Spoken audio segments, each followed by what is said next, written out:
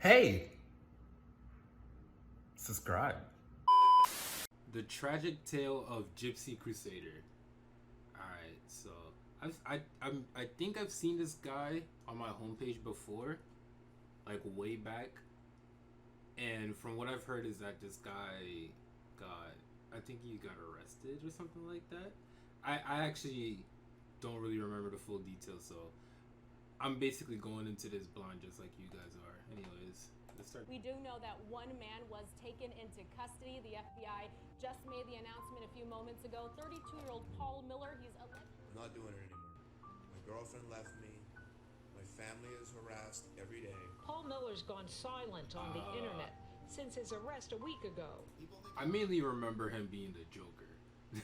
I remember him doing a Joker face paint. Besides that, I don't know his channel. Yeah, this right here. 32-year-old Paul Miller spent the night in the Broward County Jail this morning. He was brought here to the federal courthouse in Fort Lauderdale. My life was destroyed from just trying to be a normal journalist. Paul, thank you so much for joining One American News. Thank you so much for having me. It's scary, dude. I have to go. They're gonna send me to prison. You know, there's nothing I can do about it. Oh, you must get an ego boost when you see a meme of yourself. I don't get an ego boost. I don't even really like it. It's weird.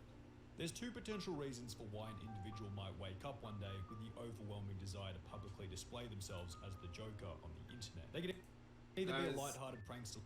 Guys, I don't think I would want to be a meme. Actually, it depends on what the meme is. If I'm mentally ill, I don't want to be a meme.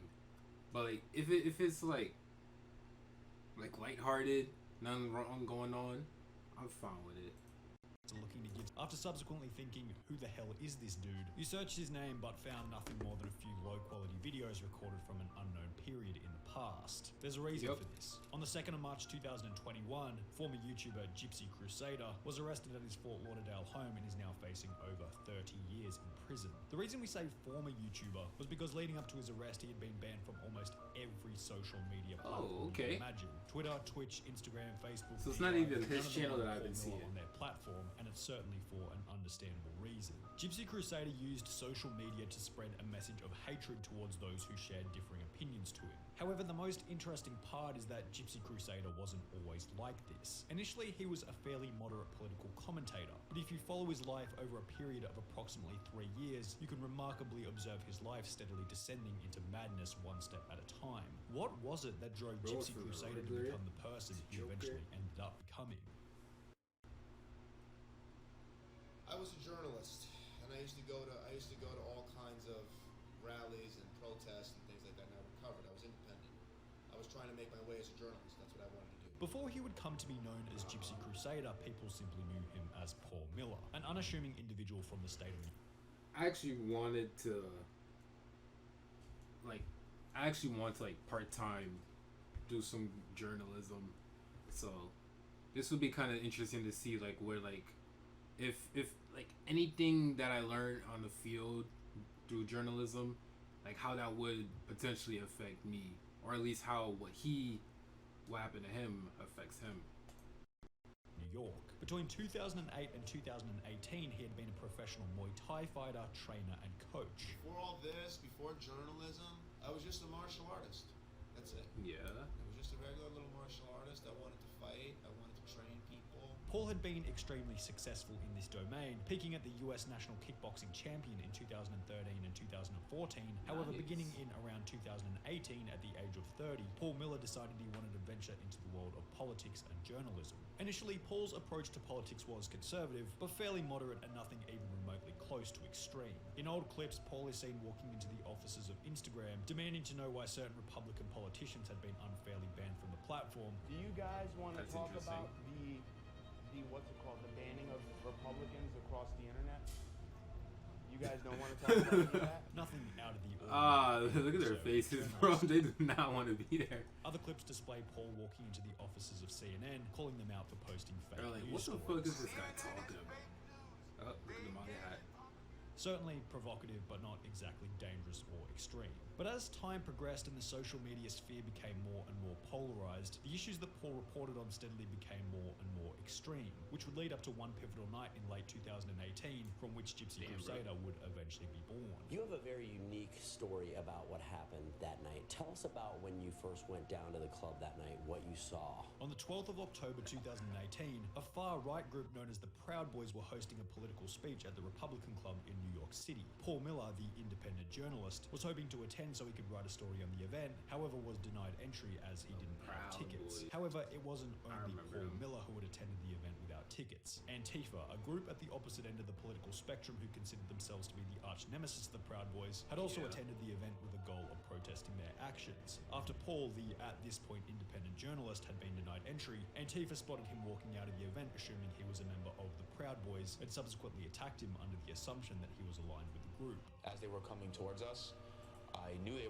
I just want to say, guys, this guy has some really intense eyebrows.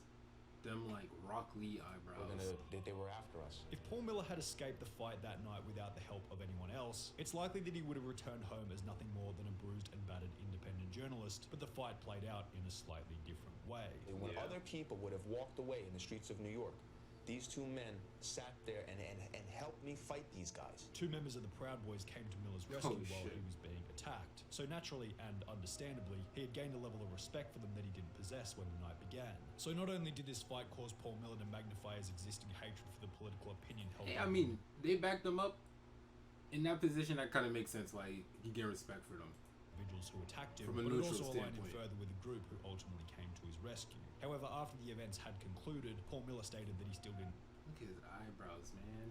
align himself with either of the groups involved in the incident. And you're not a member of the Proud Boys or a member of the Republican Club. You just went as a spectator to see it. No, I'm not a member of the Proud Boys. The members of Antifa who attacked Paul that night were arrested, however the case was thrown out. But this wasn't the end of it. The members of the group still blamed Miller for what had happened that night and subsequently made it their job to ruin his life by any means necessary. They then doxed me, they got me fired, they harassed me more. I had Now see, like, doxing and harassing people, regardless of political beliefs, is not okay.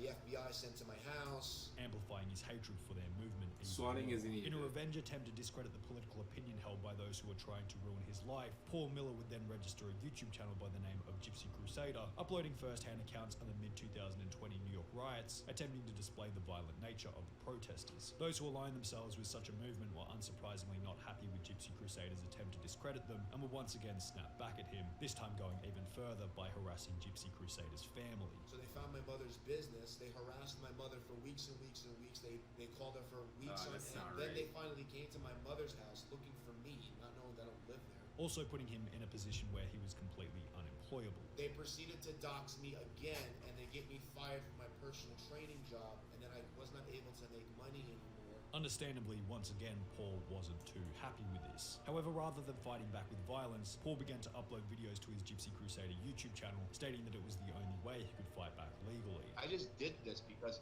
it was the only thing that it was the only thing legal that we could do to fight back at them. But while Paul worded it in this way, there wasn't much genuine political discussion being had, and his YouTube channel more or less became an outlet for Paul to voice his hatred towards those who shared differing opinions. Gypsy Crusader began to dress up like the Joker as a representation for the individuals who felt as though they had been wronged by the system. He then began to go on the video chatting website Omegle, looking for minorities to which he could spread his hatred towards. Initially, many thought that these videos were intended to be comedy underpinned by shock. Man. So basically what I just got, you went on Omegle, focusing on minorities. So see, that's where our political beliefs clash. However, the I reality clearly don't was think quite that's the cool. opposite. Viewers who held similar views as Gypsy Crusader and felt as though they had been wronged by the system resonated with his message. Even if and as a people think result, it's Gypsy comedy, Crusader which it began to isn't. build up an audience around his unique videos. He's the Joker in real life, and I kinda like it. Many who How didn't edgy even do you have agree to with his be? message also developed a liking for Gypsy Crusader, as they respected his ability to stand up for what he believed in, or they simply liked the fact that he put in the effort to fully dress up as the Joker while on Omegle, regardless of whatever he was talking about. An ultimate negative, as it unfortunately added credibility to his, by this point, extreme views. However, while Gypsy Crusader did find a small audience who resonated with his message, unsurprisingly, the platforms on which Gypsy Crusader was spreading his message of hatred were not fond of the content of Paul Miller was slowly banned on every social media platform one by one. YouTube, then Instagram, Twitter, Twitch, Facebook, pushing him further and further to less if he's spreading hatred and sites, you get removed off YouTube, audience. By that's the your end fault. of the bannings in succession, only a few small websites such as bitwave.tv and Telegram would continue to let him spread his message. However, the viewership on these websites was so small that he was unable to grow. His live streams were garnering a viewership of around 1,000 people per stream, and it seemed as though Paul Miller's extremely short time in the sun was already coming to an end. However, Gypsy Crusader didn't only capture the attention of the social media platforms from which he was being banned, he also began to grab the attention of an external entity with far more power than any social media website, the US government and the FBI. The Anti-Defamation League said they approached the feds when Miller became more radical last year. The question regarding Gypsy Crusader's actions was no longer, is this appropriate for social media, but rather become, is this appropriate for society? Gypsy Crusader had already been on the US government's radar after prior charges in 2006, 2007, and 2008. Yeah, I mean, you have to think about it.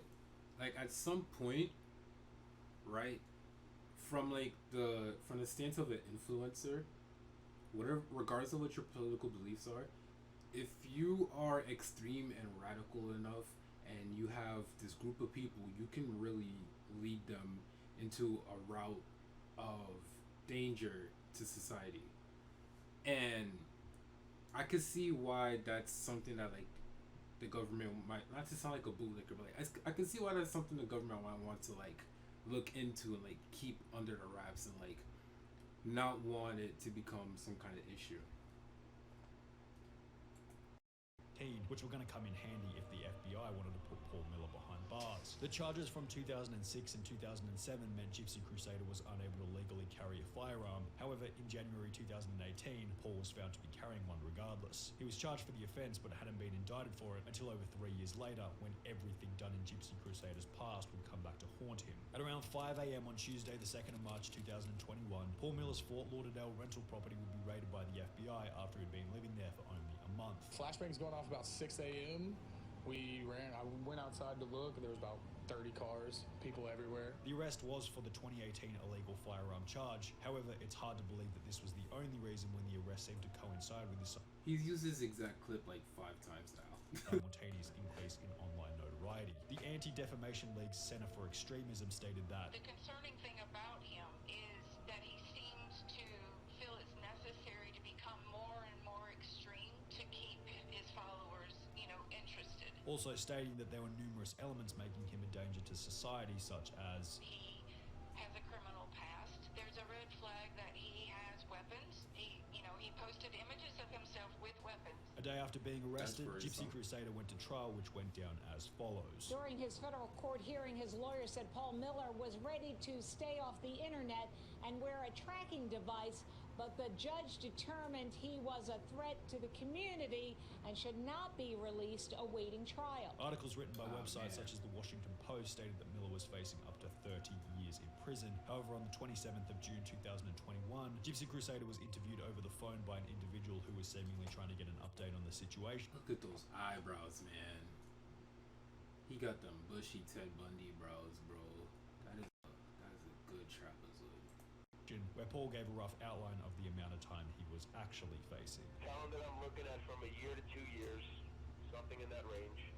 It's not 10 years, it's not 50 years, it's not 30 years, it's not anything like that. Following this, Paul Miller had another hearing over Zoom, which was bombed, interrupted, and recorded by those who consider themselves enemies of Gypsy Crusader. Yeah, there's a person that I know who's online. His name is Jay Danks, and I just seen him twice pop up on the screen, sir. And he's a streamer, so I assume that people are trying to make a spectacle of me. Yeah, there's an FBI person on the screen right now. FBI has dialed into this call, so we're aware of what's going on. I do see what's going on here. The most interesting part of this hearing is undoubtedly the genuine display of Gypsy Crusader's completely defeated morale. I just don't want to be made into a spectacle, sir, any more than I already have. And my family has suffered enough. Everyone. I don't want to make anyone suffer anymore. Paul Miller, aka Gypsy Crusader, is due to be sentenced on the 30th of August 2021. That's soon. That's really soon. So, goddamn.